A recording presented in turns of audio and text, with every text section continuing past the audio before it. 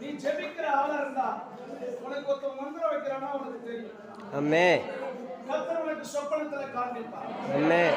நான் சொல்லட்டுமா, நேற்று ஆண்டவருடைய சமூகத்துல உட்கார்ந்து இருக்கும்போது ஒரு பிள்ளையை சபைக்கே கொண்டு வராம ரொம்ப நாளா அவருடைய கணவர் அவர் போட்டு அதை நிறுத்தி வச்சிருக்கிறார். சபை பட்டமே போகக்கூடாது அப்படின்னு. அதுக்கப்புறம் அதை கூப்பிட்டாலும் அது வருகிற ஒரு சூழ்நிலை இல்லாததுனால அதுக்கு தெய்வீகமே மட்டு போய் மண்டை குழம்பி போய் மெண்டலாய் நிக்குது இந்த பிள்ளை. இப்ப அவர் சபைக்கு அழைச்சிட்டு வராங்க. சபைக்கு அழைச்சிட்டு வந்தோடனே அது வரும்போது நல்லதா வருது. அந்த இடத்துல உட்கார்ந்து அதுக்காக ஜெபிக்கணும் போது ஒரு காணிக்கை கொண்டு வந்து கொடுக்குது. அந்த காணிக்கை நான் வச்சுட்டு அதுக்காக ஜெபிக்கிறேன். கொஞ்ச நேரத்துல நான் கண்ணை மூடி பார்க்கறேன். அந்த காணிக்கை கிழிச்சிட்டு கீழே கலந்துட்டாங்க. சரிங்களா?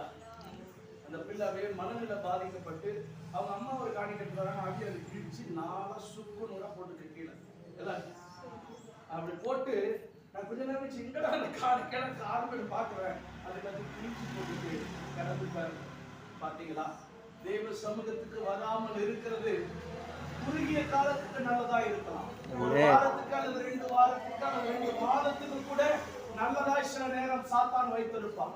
தேவ சமூகத்துக்கு வராமல் அடிப்பதே சாத்தானுடைய தந்திரம். ஆமென். ஏன்னா ஒரு வாரம் தேவ சமூகத்துல வந்தீங்கன்னா உனக்கு கல்வி சுத்திகரிச்சிருவாங்க. ஆமென். அடுத்த வாரம் உனக்கு சூப்பரா ஓடும்.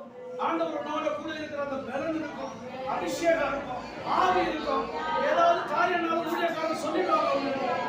இப்படி இருக்கும்போது ஜெபம் பண்ணிட்டு போய் கர்த்தருக்கு ஒரு தெய்வீக பாதுகாவலை கொடுத்துருவாங்க. இல்லாம நீ வந்தனுக்கு போனான்னு சொல்லி யாரை எங்கே கூப்பிட்டாங்க போறாங்கன்னு சொல்லி நீ வார்த்தை கடந்து போனீங்க. ஞாயிற்றுக்கிழமையில கர்த்தர் உன்னை விலகி வச்சிருப்பார். அல்லேலூயா சொல்லுங்க. அல்லேலூயா.